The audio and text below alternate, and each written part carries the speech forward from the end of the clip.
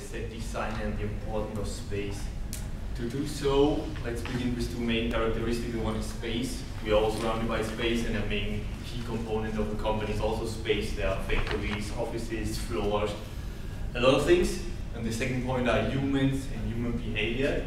So if you look at both, there's an intersection, because on the one hand, the company employs people who work in space, and on the other hand, the company, for example, provides space to enhance and to support the humans employed in their work.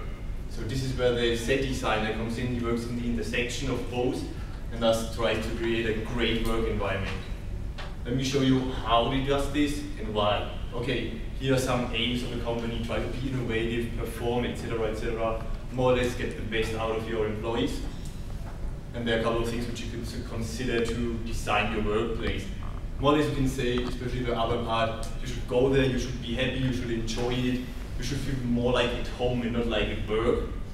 And it's also important, for example, give some flexibility to your employee. This means don't limit them completely. If they want to have a plant, give them a plant or a coffee machine, whatever.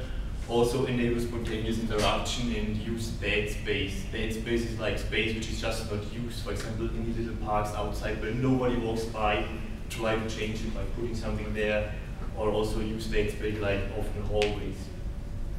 Why? Sure, I said the main reason is you spend 8, 9, 10 hours a day in the office, so if you like being there, you're also willing to work longer and you will perform better. It's also, if you want to be innovative and have a culture in an organization like this, you should build a culture like this, and you should also demonstrate this culture to everybody. This more or less also has a big impact on recruiting and staff turnover, because I guess if I ask you who wants to work for Google with table tennis and colorful offices, or who wants to work in a gray office, probably most would rather go to Google. So this way you get good employees, you perform better, and thus avoid a staff turnover which you don't want. And last but not least, it's also a signal not only to you and to your employees, also to customers, clients, partners, everybody who goes to your office. Shows them we are flexible, we are adaptable, we're not just relax on what we already achieved, so we are ready for new challenges.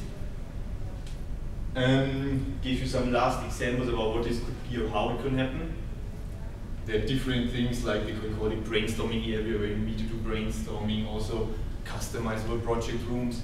This can be rooms where you, for example, if you have a marketing challenge and you say you want to market to young people, then you change the room to like a young style, or if it's more like to sick people, then you try to make it like a big, to get into the shoes of the customers, for example, or also just informal cafes or some call it innovation lab. If you now think, okay, I always need like a big architect or whatever, you don't always need it.